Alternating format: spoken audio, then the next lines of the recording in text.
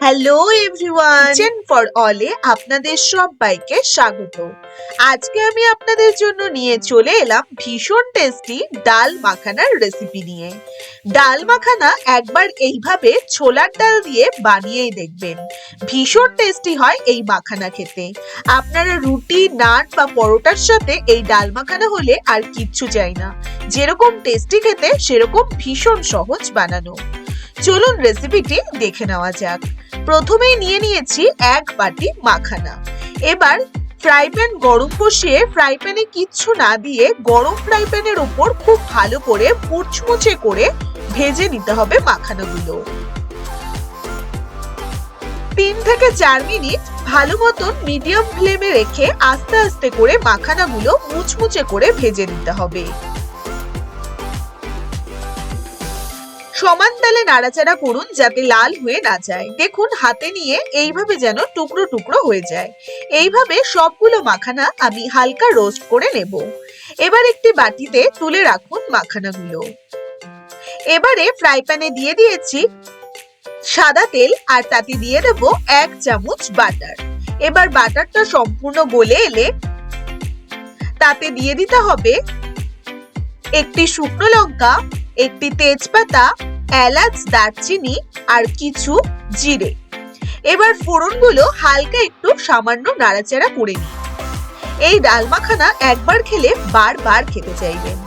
এবার তাতে দিয়ে দিলাম 1 বাটি পেঁয়াজ কুচি আর 1 চামচ রসুন কুচি। দুটোকে একটু লালচে লালচে করে ভেজে নিন। 1 মিনিট মতন দুটোকে খুব ভালো মতন একটু লালচে লালচে করে ভেজে নিতে হবে। এবার তাতে দিয়ে দেব একদম ঝিরিঝিরি করে কাটা টমেটো 1/4 কাপ। এবার সম্পূর্ণটা খুব ভালো করে ভাজা ভাজা করতে থাকুন। খুব একটা বেশি টাইম লাগে না এই মাখানা তৈরি করতে। মাখানা কিন্তু এইভাবে এই স্টাইলে বানালে ভীষণ টেস্টি হয় খেতে। এবারে তাতে দিয়ে দেব কাঁচা লঙ্কা কুচি, দিয়ে দিচ্ছি 1 চামচ হলুদ গুঁড়ো, 2 চামচ জিরের গুঁড়ো, 2 চামচ কাঁচা লঙ্কা বাটা, 1 চামচ আদা বাটা দিয়ে সবকিছুকে খুব ভালো করে কষাতে হবে। খুব ভালো মতন 3 থেকে 4 মিনিট মশলাগুলোকে কষিয়ে নিন। মশলাটা যাতে পুড়ে না যায় মিডিয়াম টু লো ফ্লেমে রেখে আস্তে আস্তে করে খুব ভালো মতন কষাতে হবে। এবারে তার উপর দিয়ে দেব বেশ কিছুটা নারকেল কুচি। বেশ মুখে পড়ে ডালের সাথে নারকেল কুচিগুলো খেতে ভীষণই টেস্ট হয়। এবার খুব ভালো করে আবারও হালকা হালকা নাড়াচাড়া করে দিন।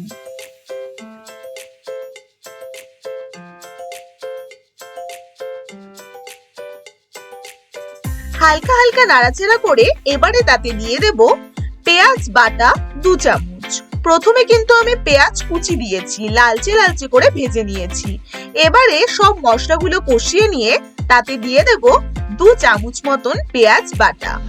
পরে দিচ্ছি এই কারণে যাতে পেঁয়াজটা পুড়ে না যায়, আর পেঁয়াজটা পরে দিলে পেঁয়াজের গ্রেভিটা ভীষণ টেস্টি হয়। এবার খুব ভালো করে একটু মাখা মাখা করে নেব।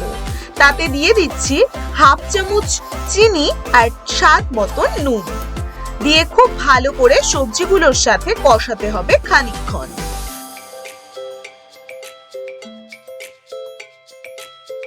ভালোভাবে নাড়াচাড়া করে নিয়ে তাতে দিয়ে দেব সেদ্ধ করে রেখেছি আমি এখানে 1/2 কাপ ছোলার ডাল। এবার সেদ্ধ ডালটা তার উপরে দিয়ে দিলাম। খুব ভালো করে মশলাগুলোর সাথে ডালটাকে এবার কষাতে হবে। মিনিট 2 থেকে 4 খুব ভালো করে ডালটাকে কষিয়ে নিন। এইভাবে ছোলার ডাল দিয়ে একবার মাখানা তৈরি করে দেখুন। এবারে তাতে দিয়ে দেব 1 কাপ জল। খুব ভালো করে নাড়াচাড়া করে দিন সামান্য। একদম কিন্তু গ্রেভি গ্রেভি হবে, একদমই পাতলা নয়, তাই আমি জলটাও দিয়েছি 1 কাপ। এবার নাড়াচাড়া করে ঢাকা দিয়ে রাখুন 4 থেকে 5 মিনিট মিডিয়াম টু লো ফ্লেমে। এবার 4-5 মিনিট বাদে যখন ফুটে আসবে তখন তাতে দিয়ে দেব মাখানাগুলো, রোস্ট করে রাখা মাখানা। এবার রোস্টেড মাখানা দিয়ে একটু হালকা নাড়াচাড়া করে মাখানাগুলো যাতে মশলার সাথে মিশে যায় এইভাবে নাড়াচাড়া করে আবারও ঢাকা দিয়ে রাখবো 5 মিনিট মতন।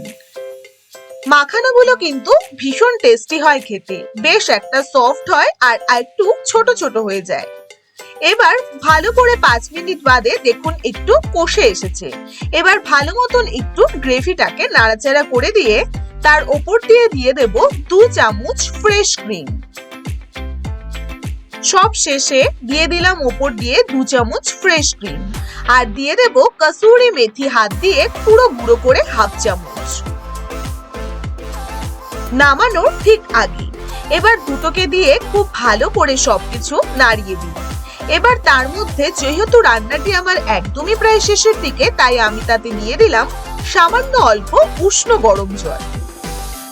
অল্প উষ্ণ গরম জল দিয়ে একটু হালকা নাড়াচাড়া করে নেব। এবার ঢাকা দিয়ে রাখবো মাত্র 2 মিনিট।